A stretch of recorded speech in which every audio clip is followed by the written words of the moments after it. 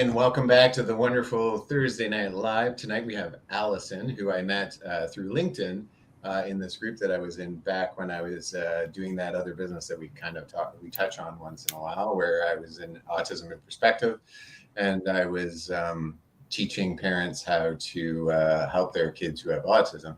I met this lovely woman through LinkedIn. I've never met her in person. In fact, this is the first time that we've ever talked face to face, which is very exciting. But through her posts, I've learned a lot about what she does. And she's a ghostwriter, which is really exciting. She not only understands people's voices, but she also helps them bring out their stories, either personal or I assume fictional. I don't know a lot about it, but I'm super excited to have her here. I think she's been doing it for quite a while. And now, Alyson, so can you tell us a little bit about what ghostwriting is? Yes, absolutely. First of all, thank you so much for having me here. So I'm a ghostwriter. At the bare minimum, it's people bring me a great idea and I make them a great book. So people come to me with all sorts of things. Oftentimes people will have been dreaming of writing a book for years and years. Maybe they've tried a few times, they've struggled to bring it to life. And then they come to me, they entrust their dream to me. And it's a very collaborative process. We talk every chapter. I really get to know them. We work for 4 or 5 months at a time together until we can produce a book. Nice. So to approach you with a book, do they have to have anything written, or is it just like they can go, I have an idea? So yeah, it's definitely a spectrum. So on one end is basically they just come with the idea and I help them make an outline. I interview them for every chapter and I do like 100% of the writing. On the other end is really where it's more what I would call co-writing or co-authoring, where they have, maybe they've written blogs or a course, or they have, maybe half a book or something. And I come in and help them flesh it out and add more details and make a final copy. So there's kind of a spectrum and most people fall in between. So are you working on something right now that you can talk about? Yeah, in general terms, ghostwriters do have to be a little sneaky and quiet on things. But yeah, I'm actually working on 3 books right now. And that's pretty common for me. I usually have anywhere from 2 to 4 going on at a time. And they're all nonfiction. I've tried my hand at fiction once and I learned that it's not my area, not my skill set. So I stick to the nonfiction world. So Alyson, again, thank you for coming on. We appreciate you showing up and chatting with us tonight. The people that I've experienced that have ever used this type of service before tend to be like the celebrity kind of crowd. Am I wrong in saying that? Like you get these individuals that have lived wild life experiences. They might be professional athletes, entertainers, that sort of thing. And then all of a sudden they decide later in life that they want to tell their biography, their story. Is that kind of a common thing that you see in your workplace? Yeah, I think everyone's a celebrity in their own life, right? So, I do memoirs, which is kind of what you're referring to. I write 3 different kinds of nonfiction. Memoirs is the first one.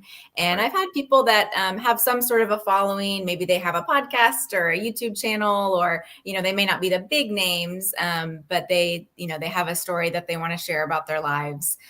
So that's one kind of nonfiction writing I do. I also do where people are wanting to kind of prove that they're thought leaders in their space. So maybe they're, the best real estate marketer out there and they want to literally say, I wrote the book on it. And so I help them just kind of share their knowledge and put it out. And then the third kind is I do some like Christian inspirational kind of devotional prayer writing. Very cool. So when you first started into this, how does a ghostwriter become a ghostwriter? I imagine you have some sort of, English as a background, literature as a background. Is that kind of your educational background or? So, no, it's kind of crazy. I actually started as a physician assistant. I don't know if those are in Canada. Do you guys have mid-level providers? Kind of. We've recently started. We've recently started. They're kind of, what do you call them? They're nurse practitioners. Yes. Yeah. Very similar. Yeah. So they can basically do everything a doctor can do to a limit, and I don't know what that limit is, but yeah, so there's certain like high level pain meds you can't do like surgeries totally by yourself, but you can do, you know, basic patient care. So yeah, I got So a Alyson, master's. you're hacking people open down there. Where are you? I'm sorry, I missed this part. Where are you? That's okay. I'm in Houston, Texas. wow, Awesome. that's Very a far way away from us. You Yes. are you currently have the lead geographically as far as we have Yeah. Nice. Yeah. You are currently the farthest person we've ever interviewed, which is exciting because when we first started talking about this was one of the things we talked about, that we can literally interview anyone in the world. Yeah. It's exciting. You were talking about the religious aspect, like so. Are you working with churches, or are you working with like individuals, or you like how? Mostly pastors. Yeah, so I've written 2 books for pastors and then 1 book for a woman who is a CEO of a Christian ministry. Wow, that's amazing. Yeah, I think that's a very interesting spin on it too, right? And again, kind of going from the business side of it to the ideological religious side of it, and that transition. But again, it's the same kind of concept, right? Is that you're taking a thought, you're taking an idea that you're trying to get out there, and I'm sure there's some branding and awareness issues around that as well. So that's very interesting. So obviously, when you started this, kind of going back to that, you went from the medical industry. You really enjoyed doing notes. How did this kind of Good question. So I always wrote as a hobby. I always had a journal going. I loved to write letters. You know, I always loved to write. And yeah, I was a PA for 10 years. And so a lot of that was in psychiatry. Okay. And I loved connecting with people and I loved hearing their stories. And so kind of came to this point where I started just a side business of writing. I was writing some articles just about things I was interested in the newspaper, blogs. And I realized I would wake up, 2 hours before I was supposed to go into the psy clinic and I would be writing. And as soon as I got home, I would write into the night, and I just loved it. And it was such a passion. And I started to think, I wonder if I could make money at this. And that's what eventually led me to ghostwriting. So what was the first book? What was the first person that you had? So the first book, the very first book, actually, I was a writing intern for a nonprofit, and I was helping them just like writing their blogs and copy. And they asked me if I would write a book for them. They were a ministry that worked with kids in foster care, helped churches get involved with kids in foster care. And so I wrote a prayer book for them. And when they approached to ask me about it, I was like, I can't write a book. Like, that's some serious stuff. No way. Yeah. But they were like, you know what? You're an amazing writer. You can do this. And they were so encouraging. And so that was my first book that I wrote for them as an intern. And that's really when kind of the light bulb moment went off of, you know what? Not only can I do this, but I love it. And it's so much fun. And so that really got the ball rolling for me. That's a pretty incredible blend. Like, you went from like just really knowing personal, like I think like you and I have like talked through text on LinkedIn, and we were talking about how you really get to know a person's personality in order to be able to help them write. Yes. Because you have to, like, writing, you need a voice, right? So if you didn't have their voice, then it would come out to be Alyson's voice telling their story. So it's very interesting that you came from a psychological background, because I find like, so I'm not quite as high level as you, but I have done some counseling and stuff in the group home level. And yeah, you really get to learn someone else's voice through that. And that's really interesting. So I can see the transition of you can ask those open-ended questions that really gets to know someone. Have you ever though ran into someone that you're like, no, we've tried it. This was great.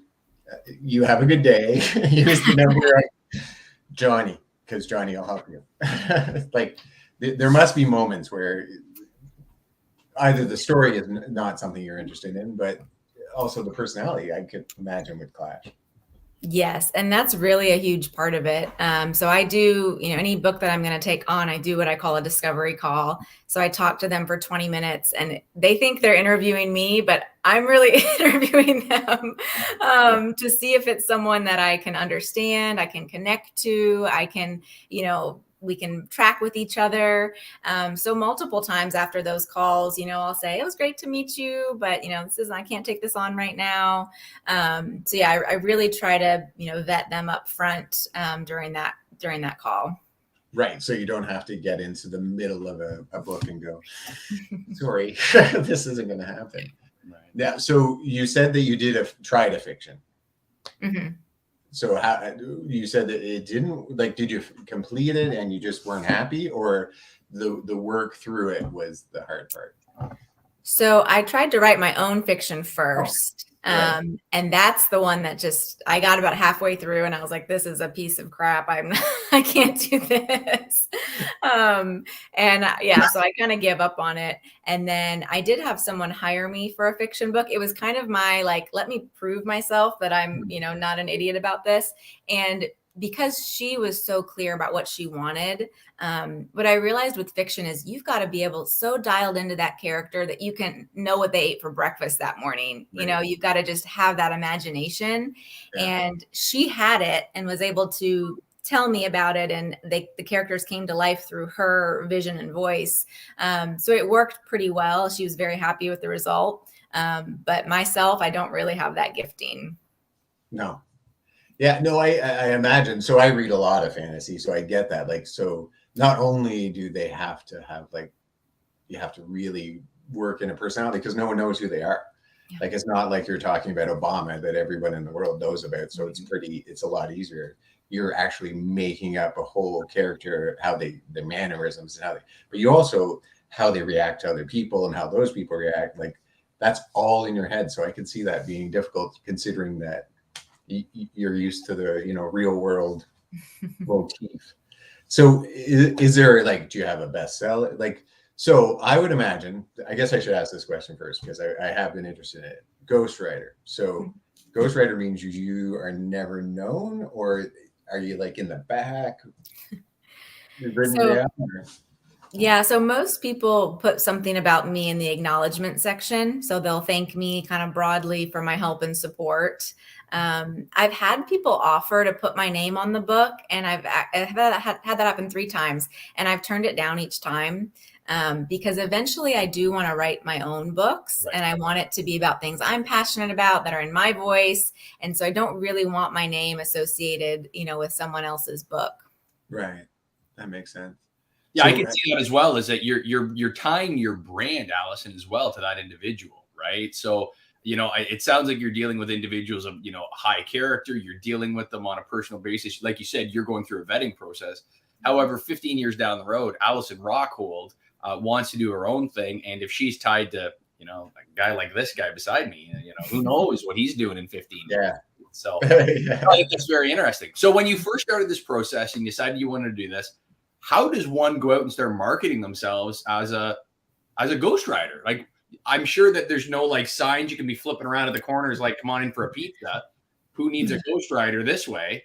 How does one get into that? So I got my start on Upwork, if you're familiar with that, the freelance platform. Yep. So it's basically like a big job board, and people go in and advertise, what they want.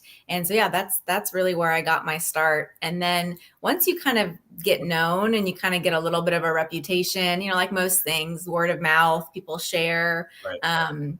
Ghostwriting is, still kind of a hush hush thing. And so it's interesting but then I'll get, a couple years down the line, I'll get somebody and they'll reach out to me and where'd you hear from me? And it was a book I wrote a while ago. So people do, kind of pass your name around. No doubt.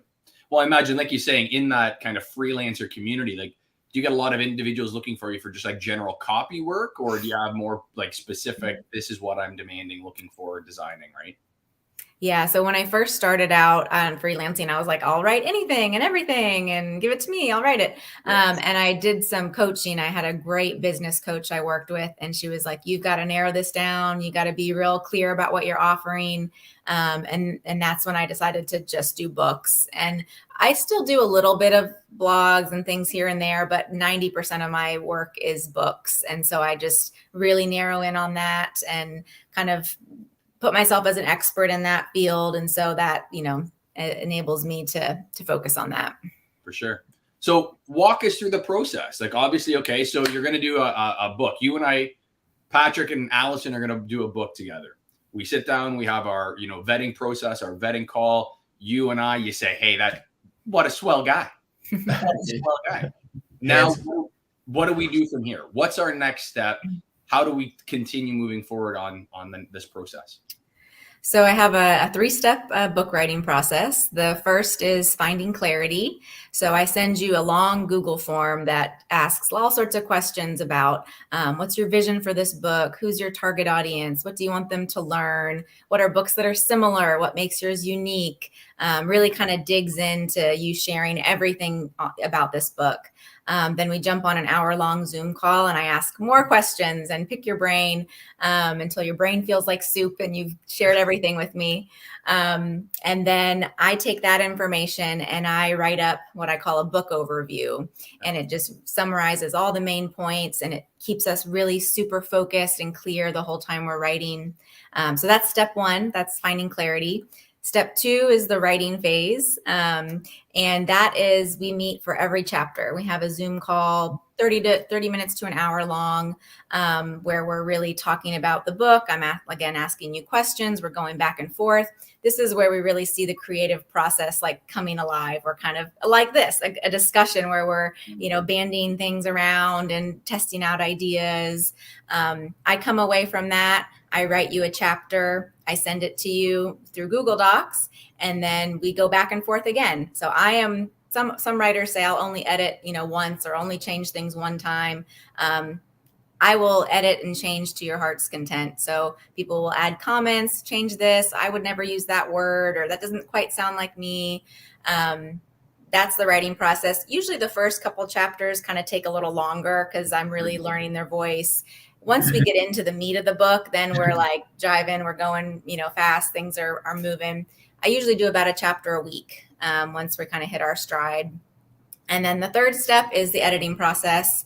So sometimes I send that out to someone else. I have some editors that I work with, or sometimes people want me to do the editing myself. So I'll do that process. I'll read through the whole book 3 times, kind of assessing everything. And then voila, we have a book. Now sorry, go ahead, buddy. So that first chapter that you were talking about, there is nothing written. It's not like you have a skeleton. You just have the idea of what the book is, and you sit down and you go, okay, what do you want the first chapter to say? So again, it's kind of different where people fall on that spectrum of having absolutely nothing to maybe having, 50% of something. The people that have absolutely nothing, during that first step, that finding clarity, I help them write an outline. So that we at least have kind of a foundation to start from. But I would say the majority, maybe 75% of people come with some sort of outline, skeletal idea of what they want. So we're not really usually starting from total scratch. Right.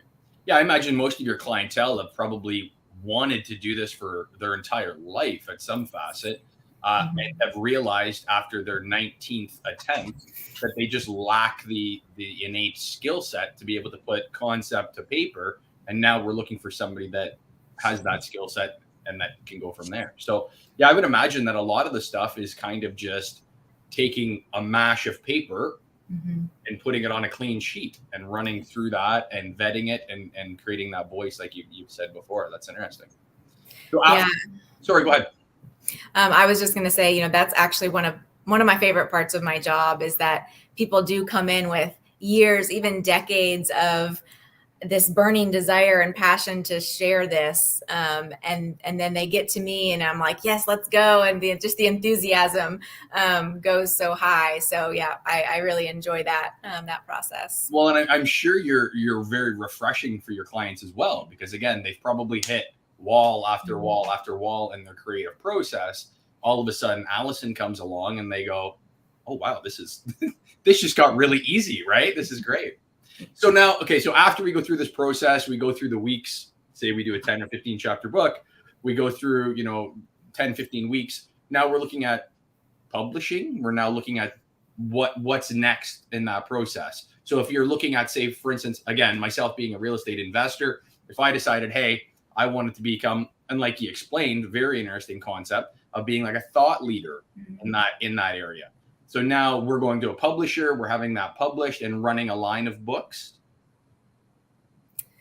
Yeah. So different ways people do this. So I have some people that I actually get work directly through publishers. So I have some big name publishers that, will contact me and say, hey, we have someone that wants to write a book about this. Will you work with them? And that's, the easiest. Then the publisher takes it from there. On the other end, I do have a lot of people that self-publish. And what I do is at the end of working with me, I have like a list of other freelancers that I've worked with and trust that I can kind of hand them over to help them with the next step of the process, with the publishing and marketing part of books. Right. And that's geographic.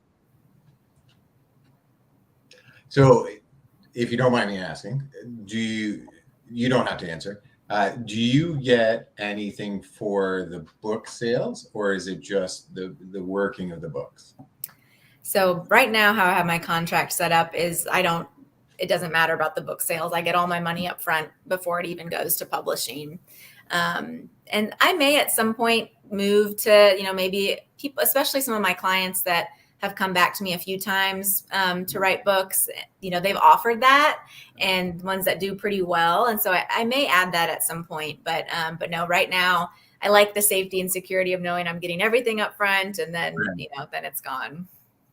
Yeah. Well, I imagine they would give you less up front if you were going to get part of that book sale. And that's kind of a risk, because if it bombs, which even if it's an amazing book, sometimes books bomb, and like 20 years into the future, all of a sudden someone picks it up and it becomes amazing. Right.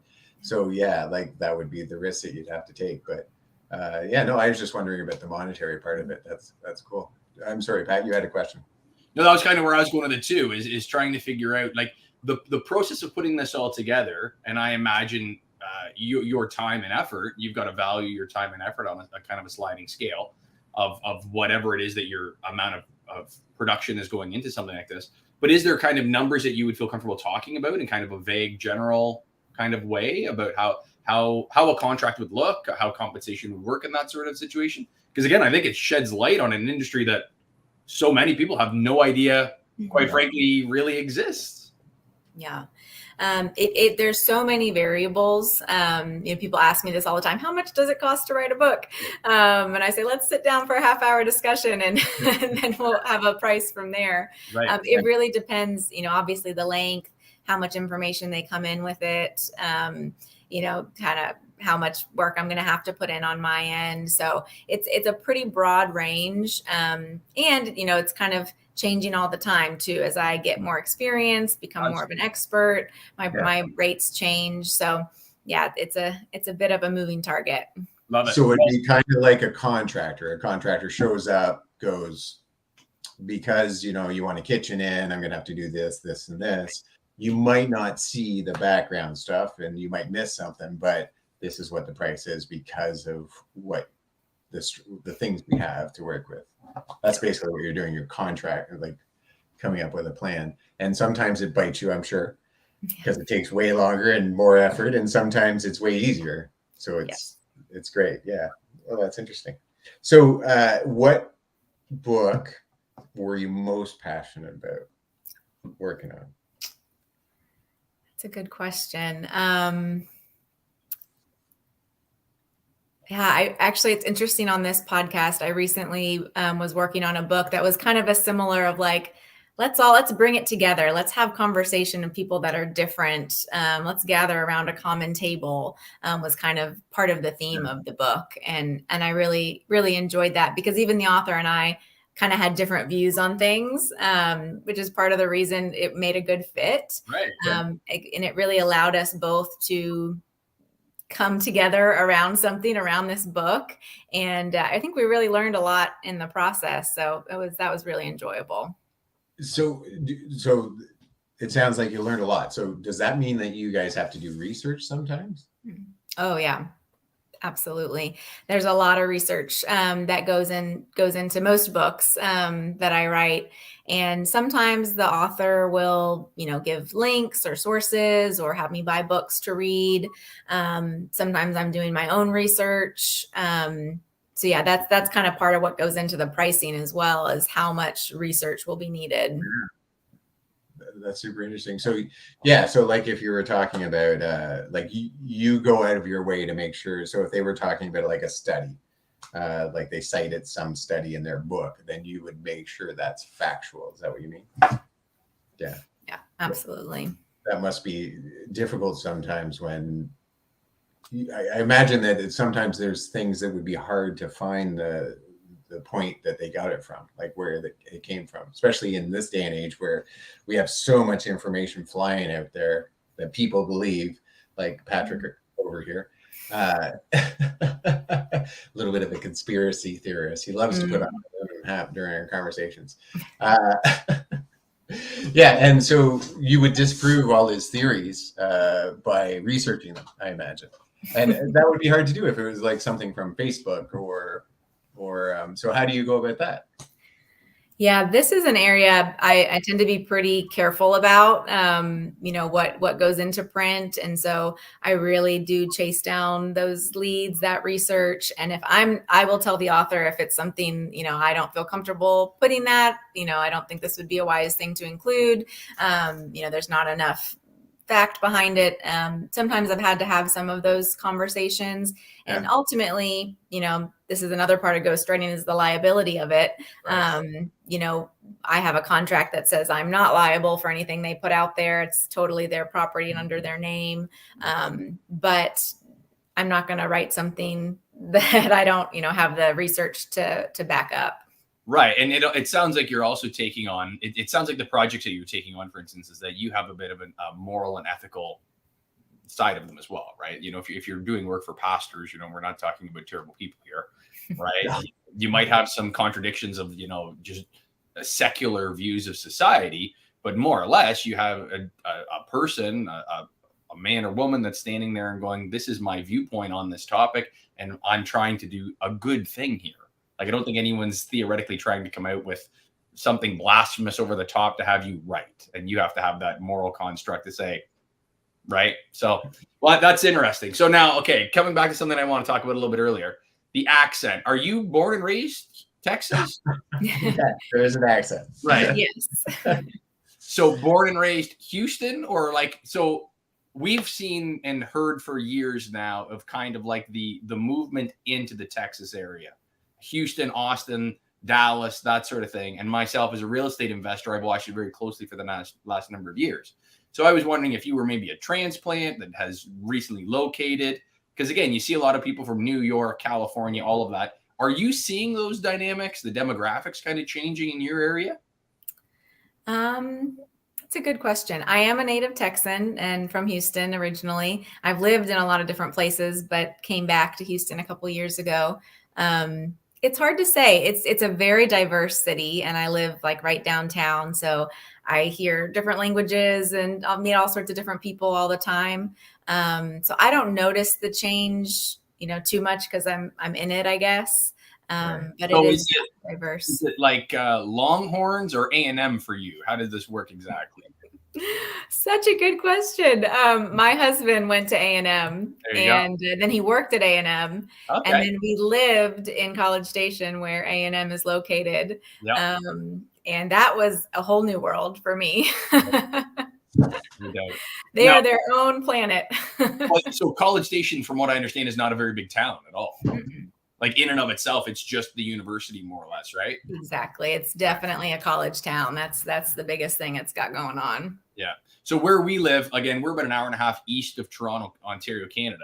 And so in the community where we are, we have a university and we have a college. And geographically here, like I said, we're an hour and a half outside of the downtown core of Toronto, commuting. We have transit. We have all these things that allow us to do that. I was fortunate. I was an athlete when I was younger, and I was able to go down to Ann Arbor, Michigan, and I partook in kind of a billeted type system. And going down and seeing what university towns are like in the States is like nothing I've ever experienced in my entire life. Still. So we were able to go to like the Wolverine Stadium because the people that we were staying with, they had some connections, and we were like walking out onto like the big house, and it's like 115,000 person stadium, and that's the size of my town. Yeah. Right, like the town we live in is like 95, 100,000 people. The university and college comes, we maybe get 120, 125. When you put that, they're all like, it's nuts, right? And that's, one of the things as a real estate investor, watching different markets around and watching what Texas has done, where here in Canada, our real estate has exploded over the last 3 or 4 years in pricing. And I've watched for years where, Houston, Austin, Dallas being the three, I would say, major markets in Texas. Houston, Texas, you could buy a stunning home for like $200,000. Is that still the case, or are you seeing prices running away now? Not really something I know too much about, to be honest. Gotcha. Yeah. So, and that's where, I talk a lot about the finance side of things. So like for myself, I've been looking at different opportunities as far as like whether it be Airbnbs I would probably say more Houston. Now, were you in Houston when I had the big storm here? What's that, with 3-4 years ago? Yeah, actually, that was 10 days before my wedding. No way. Oh my God. Wow. Yeah. That's so great. how did it affect that? Yeah, it was crazy. Hurricane Harvey. We actually only had to change one thing, which was our hotel where people were staying. Everything else was okay, but we had about 3 or 4 days where we weren't sure. The church took on water. It was crazy. It was very stressful, but it all came together. I'm still married, so we're good. That worked out. Well, if you're married in a hurricane, really everything else is pretty gravy after that. Yeah, exactly. Well, I've got a kind of a unique Houston hurricane story myself. My father and I, we were down in Mexico for a trade show when I was younger, and we were down in an area called Leon, Mexico, like it's like an industrial heartland of Guadalajara, like right in the middle of Mexico. And we were down there for 6 days for this convention trade show. We're cruising around. We know Espanol. Like I got nothing. Right. So you go back to the hotel room at night. We don't speak Spanish. We just went to bed.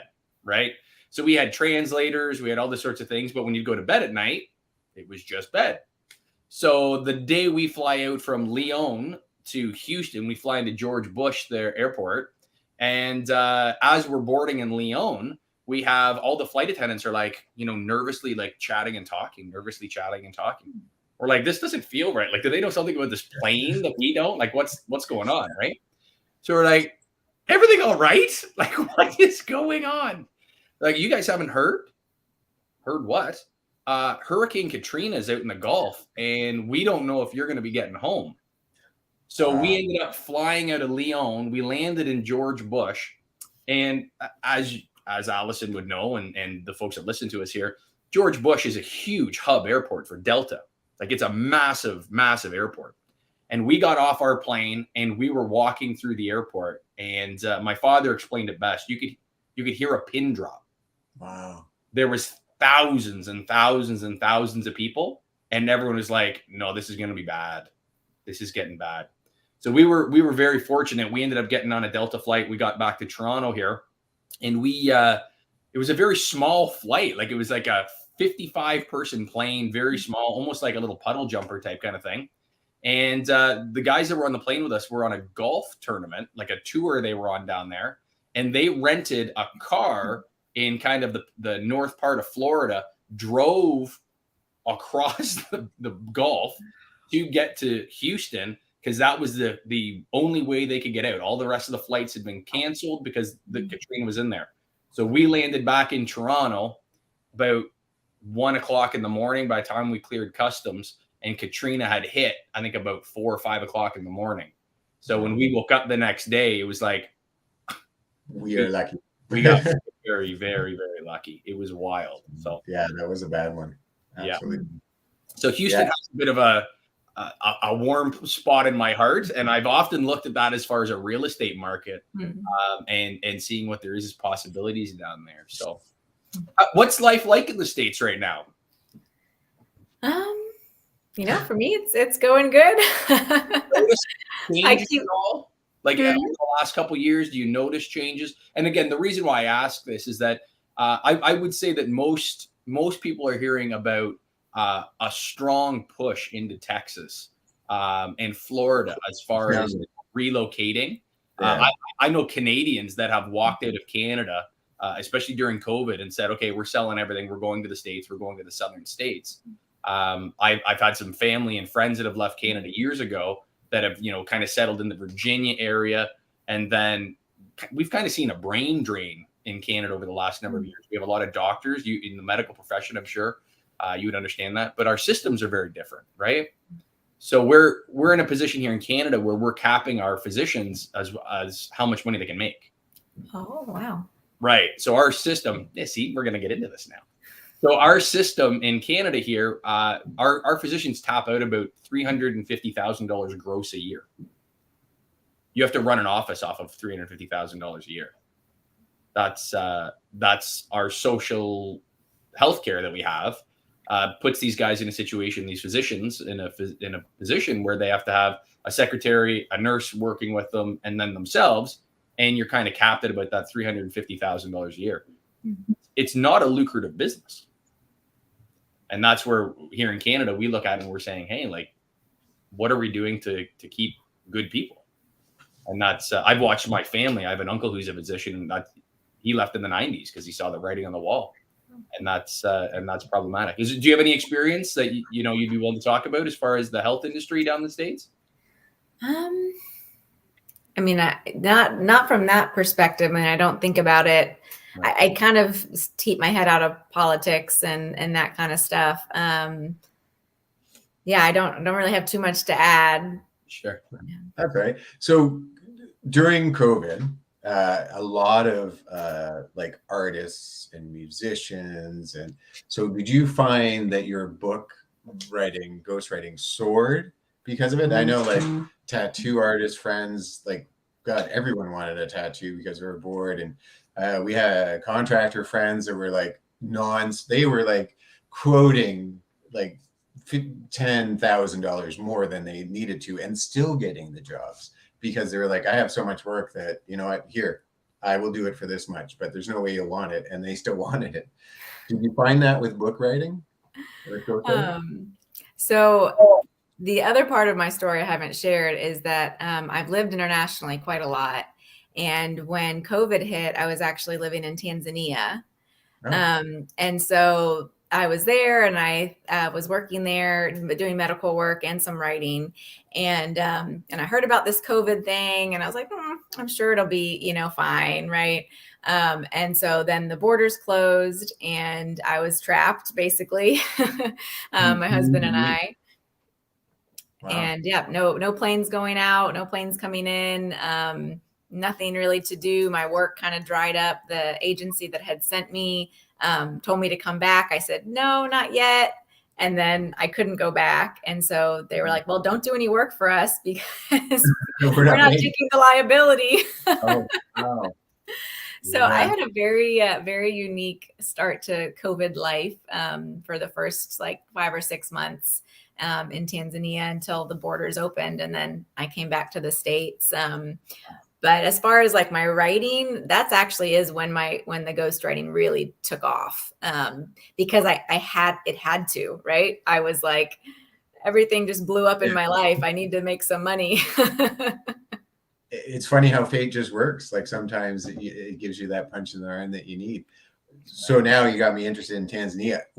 So Canada, we shut down borders, the whole Atlantic, all of the provinces made this bubble. No one could come in or out. I couldn't go see my daughter who lived in Halifax at the time. Ontario itself was you couldn't do anything. They were I could literally drive down the road because I had to keep working because the two fields I'm in were essential. But I could literally drive down the road and go across all the lanes every day, like right at 4 o'clock when it was like supposed to be the busiest. It was crazy. Grocery stores I'd walk in and out like so fast. But locked down and everyone was worried and anxious and nervous, and we were like infighting because there were the people who didn't believe in it, COVID was a bad thing, and then people who did believe it was a bad thing and were trying to do what they should do for it. What was it like in Tanzania, which is a whole different kind of atmosphere, right? Yeah, absolutely. So I was at the time, I was in a very rural village in Tanzania, no running water, no electricity, no internet, like not much information in or out. So extremely rural. And so we were in some ways really insulated from a lot of that. Most of my friends and neighbors were farmers, so they were still doing their same work every day. Yeah, so their lives didn't really change too much. We had a great health center, and the doctor that worked there was just fantastic, and he was really ahead of things of teaching hand washing and mask wearing, and he was wonderful.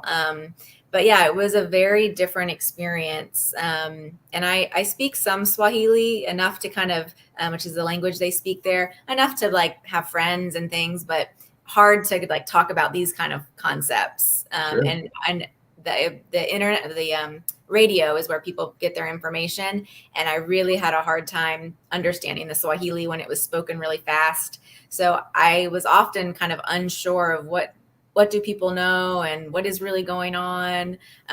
So I was confused a lot of the time. I bet. So in Canada, we had like a doctor of Ontario. So in our province, Ontario, the main or medical something, Pat, help me out. Yeah, making our policies on COVID. Your Fauci. Yeah, our Fauci. But it sounds like in the small rural community, the doctor was in charge, and it wasn't coming from a government. It was coming from, so that doctor himself had to study and go, I think you should wash your hands and wear masks. Or was someone telling him what to do? That's a great question. I'm not totally sure. I know that he was part of a ministry, and I know that the people in the US that funded his ministry were like giving him guidance as they could. So I think that's where a lot of his came from. As far as like what the government was doing, I just don't really know. No. So the doctor was part of a ministry and religious wise, like not a ministry of the government. So they were coming to preach, or were they coming to help, or both? The ministry that was there was a school ministry. So they start secondary schools all across Tanzania. And then some of them, they have clinics as part of the schools. Wow. And that's in this village, it was like the only clinic. So it was just kind of a school clinic, but then it kind of became, that a lot of the people in the area would come there, and the doctor was really well trusted and revered. And so he kind of became the medical person for the area. Yeah. That's fantastic. Yeah. That's such an interesting story. And so in Canada, we don't see ministries the same way that the United States does. Our churches predominantly don't do the outreach at all that I find in a lot of the Christian faiths in the United States. And I don't know if it's a financial thing that maybe we just don't have the population and we don't have the background funds to be able to do it. But I think it's fantastic. So how did you kind of get involved with that? That's a big step for somebody, you're recently married, you end up in a situation where you find yourself in the middle of Africa. How does that come about? So growing up, my next door neighbors, they were like my grandparents' age. And the man had grown up as a missionary kid in the Congo. So I grew up hearing their stories. He had like a pet monkey growing up, and he was just had these fantastic stories. And then their kids were like my parents' age, were missionaries in the Congo and then into Tanzania. And so I grew up with these stories and, the power of story again. And so really intrigued. And then when I was in college, I decided to take a semester off and go and teach English at one of their schools in Tanzania for 4 months. And that's like, I just loved it. It was amazing. And so then I've been back 3 or 4 times. I went back for 2 years, was my longest time. And then I've been back a few other times. And then my husband and I have also lived in Zambia for about 6 months. And then we were in Haiti for 6 months. So to help this ministry, do you have to be part of it, or is it just you want to volunteer? It can be either. Yeah. And so say me, I'm Catholic, very Roman Catholic. I want to be part of it. I want to help out. How would I go about it? So that organization is called Village Schools International. So villageschools.org. And yeah, you can read about all the work that they're doing, and they're the ones that are school based, and then they do some medical work as well. And yeah, they're amazing. They're really invested in the education of that in that part of the world. So I imagine that you would pay for your plane ticket there and back. Yes. Yeah. Do you pay for staying there and your food, or is that something provided? Like, is it like you're moving there, you're going to pay for what you need to pay for, but you're helping? Yeah. So you do fundraising. So friends and family and churches that donate money to support your work. So I didn't lose money, didn't make money, basically. Right. I was able to do work that I loved in a place that I loved, and but it was friends and family that were supporting me. Wow. Like I was saying, Alyson, is that we here in Canada, it's a very foreign concept to us in a lot of ways. Obviously, we hear about ministries and that sort of thing, but our faith communities, we find now that we're seeing more of the South American priests coming here almost as missionaries, right? And it's kind of this role reversal that we've seen. And I don't know, again, going back to kind of like the political side of this, I think it's because we're very dependent on government. Like we depend a lot on kind of government handouts. Our healthcare is provided by the government. Our social settings are provided by the government. So we don't think about help thy neighbor in the same concept that I think Americans do, right? And I think a lot of that goes back to the innate structure of our countries and the difference. So when we have those situations and we hear about, you folks going around and doing those amazing works around, that's fantastic, but it's very alien to us. Like James, I'm sure, do you know anyone that's ever done I'm not fully agreeing with you because, so I don't know that we have churches that go out but we do have so my daughter went for Jamaica Self-Help, and she went to Jamaica and she taught in a school for, I think it was a couple of weeks, but she had to pay her own ticket there and paid for the whole time. And it was like part vacation, but mostly it was working with kids. Great experience.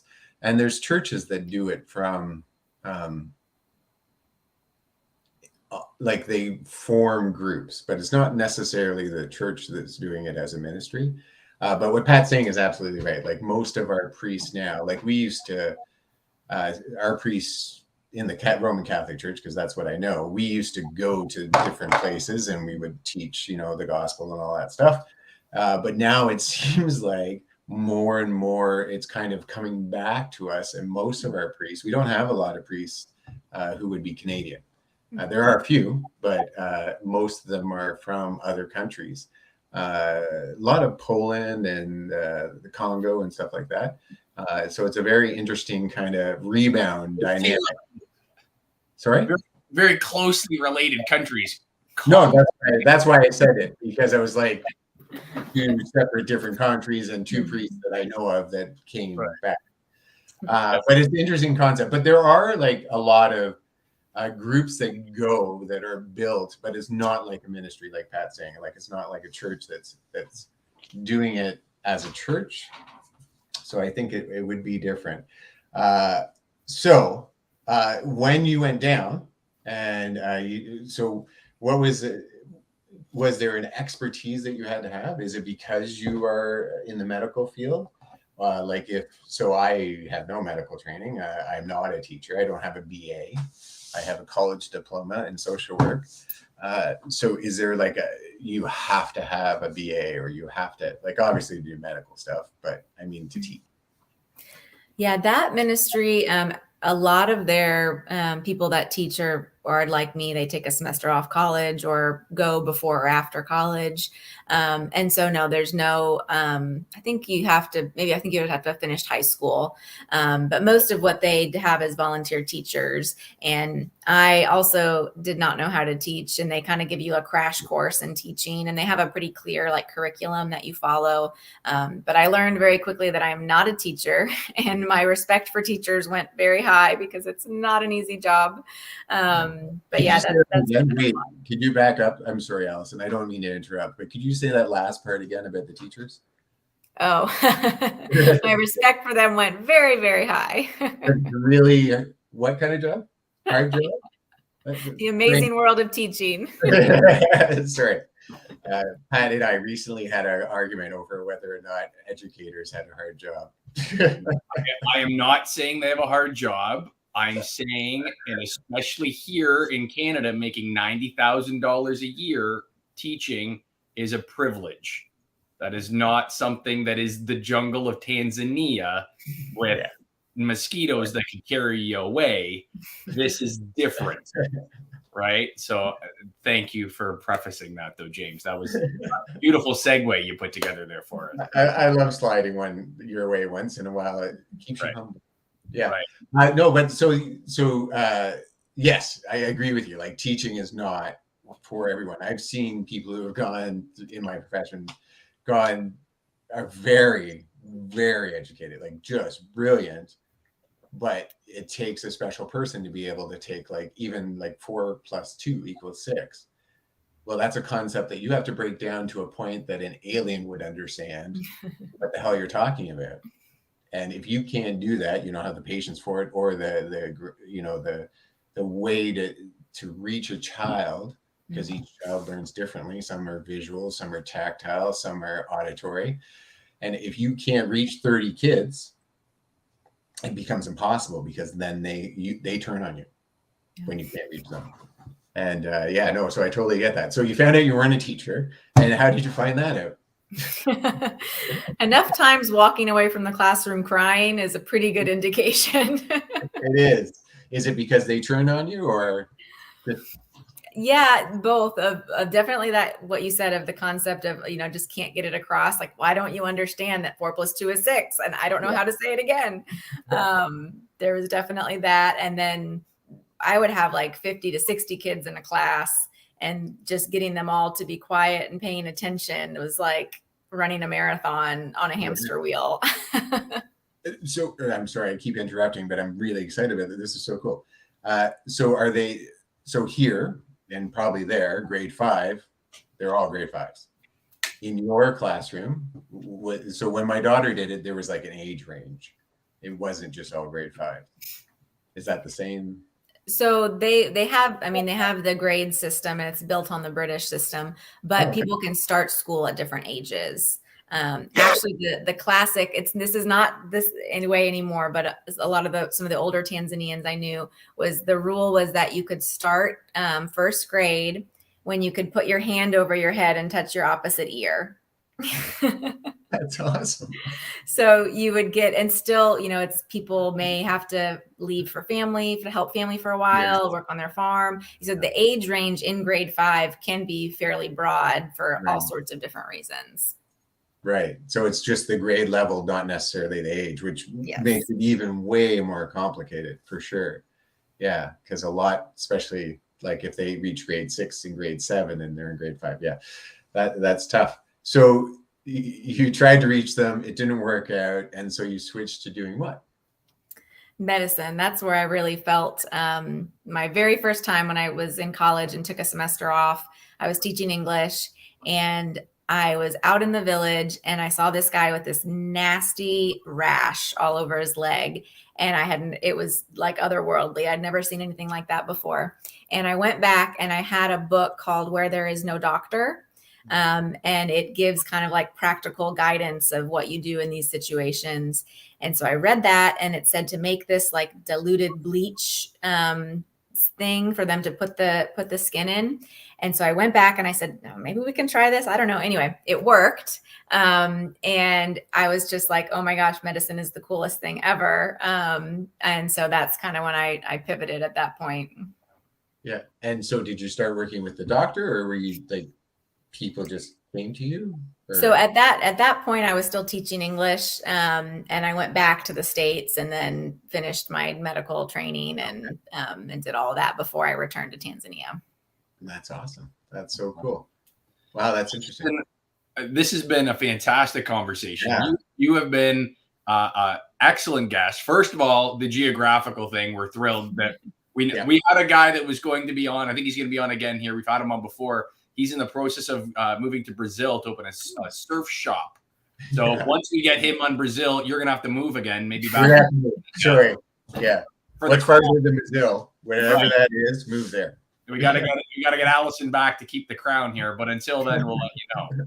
But no, it's been fantastic. Alyson, you've lived a very interesting life for a young lady. And it sounds like you're doing some amazing work and God's work all around the world. And that's fantastic. Thank you for joining us tonight. James, is there any other questions that you have for Alyson? No, I think like he just said, you've been a wonderful guest. I've learned so much about you that I didn't know. That is so interesting and exciting. And yeah, like the fact that not only like I knew that you were doing God's work because some of the conversations we had, you talk a lot about faith and stuff like that. That was one of the things, to be honest, that intrigued me because I am a very faithful person as well. And the fact that you help people tell their stories, but also the fact that you're helping farmers with rashes, and that is just wild. That is incredible that you would have the foresight to do that. And I just think, Alyson, you're like, what are you, 20? You're amazing. I think this has been a great podcast, and I really enjoyed having you. Now, so we put our guests on the spot a little bit at the end of our show. So Pat and I concerned there. Yeah, I know. I like that. That's my best part because everyone's like, oh my God, what's that mean? So at the end of our show, so when Pat and I do our thing, sometimes by ourselves or sometimes together, we both have created our own sign off. And it's just kind of like he is into money, I'm into, self-help and stuff like that. So what we do is we'd say our goodbye, and then we do our sign off. And then so Pat starts, and then I would say my sign off, and then it goes to you, and you say a little bit of whatever, and then you like a couple of words. It can be like 2 words. It can be, one lady did it like a whole statement. It was long, but other people have just, said 2 words. So I'll let Pat end it off here, and then we'll go to me and then you. Words to live by kind of thing, Alyson. Yeah. So again, folks, thank you very much, Profiteers. Again, check us out later this week. We apologize. We haven't been doing as much as we usually do. I know that we've been trying to bang out content every single day of the week for you folks, and we've got such a loyal following with you guys. Obviously, life, school getting back and going, just things have come up the last little while, but we're going to be focused to get that back. I'm going to be doing some updates this week in regards to the market. Lots going on there. Some of the trades that we put on in the last couple of weeks, and kind of show you where we've been. We've had a very successful last couple of weeks here. So as I sign off, Alyson, thank you very much. It's been a real pleasure, and thank you again. Hopefully we'll have you on again when you're back in Tanzania or in Zimbabwe, maybe the Philippines next. Who knows? Wherever you could end up. But as always, folks, thank you very much, and let's make some money together. Yeah, Pat's absolutely right. I'm sorry that we kind of let you down. I know I've made some content, some videos, some of my poetry stuff, but it's really just to keep us running here because, yeah, we've been through a lot and we've done a lot, and getting back to school and, all this. I guess COVID's officially over, so we've been doing our full-time gig now. So it's been a little bit more challenging to get there, but we look forward to sending more content, and I look forward to doing some more mental health stuff and teaching more about, losing weight, etc. Alyson, oh my God, like I knew that you were an interesting, wonderful person just texting with you, and you have been an amazing guest, and you have lived such an interesting life. And I just imagine we could probably do another podcast and it would be easy. Thank you so much for coming on. I appreciate it. To have a total stranger come to you and go, hey, you want to be on a podcast? And for you to say yes, that shows what kind of a person you are and how brave you are. And I just want to thank you from the bottom of my heart. And profiteers out there, as always, let's heal our minds, bodies, and souls together. You're up, Alyson. All right. Well, thank you guys so much. This has truly been a joy and an honor. This hour has just flown by. It's been a blast. So thank y'all for inviting me on. And yeah, I'm Alyson Rockhold, and your story matters. That was fantastic. Wow. Succinct. I love it. That was great.